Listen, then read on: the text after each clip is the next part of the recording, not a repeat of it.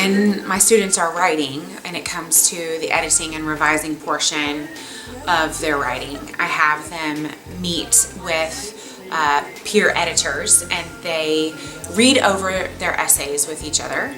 And in doing that, they have a rubric that they follow. So you have this that you've put together, you've worked hard on it, and now you need to take it to somebody else and say, what am I missing? What am I not seeing here? And help me. The students are allowed to sit together and they feel more comfortable making mistakes, because the next thing they're going to do is read the other person's essay together, and they're going to look through those things.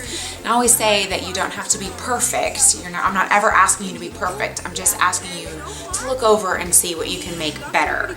And their peers say, oh, this is great. They give them some positive feedback, as well as some warm and cool. They give them warm and cool feedback, and the students really enjoy that, actually, instead of dreading it.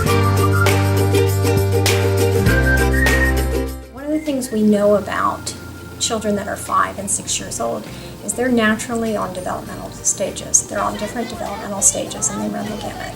We'll have children who are further along in their development and they come to us reading, And then we have children who aren't as far along in their development and they're learning their letters and sounds, or they're just now getting the concept of a letter, and that's just natural. I want to form my little friends into writers. And in fact, this was one of our lessons today. You can see we have a number 1, 2, 3, and 4 on my chart over there. And, I wrote as if I was a 1. And then I wrote as if I was a 2.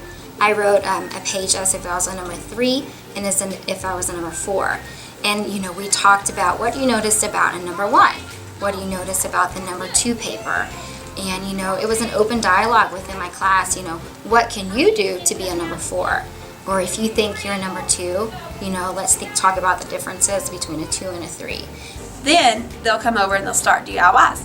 And so they start up at level 1 or 2, wherever they should be based on the pre-assessment. So if they answered all my level 1 questions right, they would start with level 2. If they answered all the level 2 right, they would start with level 3. And if they feel like they need to start with level 1, they can do that. So I actually started goal setting with the art time lesson, and we talked about what goal setting looks like and why we use it and how it can help us. And so I started off with really, really small goals, like whole book, like let's make sure we have our name on all of our papers, just small things like that. And so now I'm at the point where I added it to my guided reading station. And so when I'm working with smaller groups, we talk about what we want to achieve, what our goal is going to be. It's a conversation that takes a while between, myself and my little friends that I have, and I'll just sit down with them and, I will show them the chart, what can you do to get to this side? And they're able to tell me, well, Miss McClendon, I can go home, I can, use my books that you gave us, the sound books, and, and then once I do that, I can go here. So they're able to tell me where they want to go and how they can get there.